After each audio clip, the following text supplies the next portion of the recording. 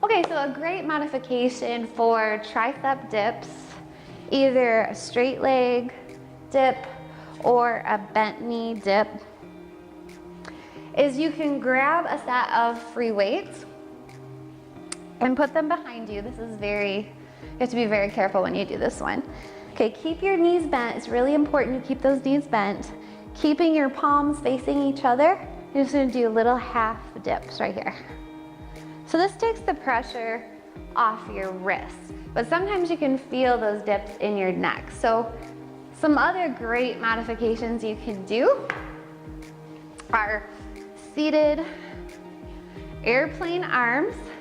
And basically what you're gonna do is you're gonna bring your palms, the tops of your palms, into the center of your body, and then you're gonna do little quick pushes, okay? So you're gonna focus on the back of those arms, killing those triceps. I love this one.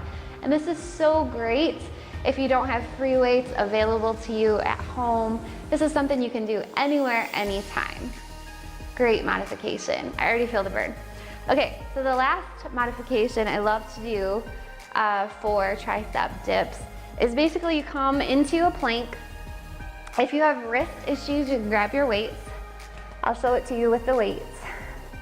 You're gonna come into the plank, make sure your body's flat like a board, and shift your chest over the top of those weights. Shift forward and then back on your toes. So your toes are doing all the movement here. But you are gonna feel this. Well, you're gonna feel this everywhere in your arms, but you are gonna feel this in the back of your arms very quickly.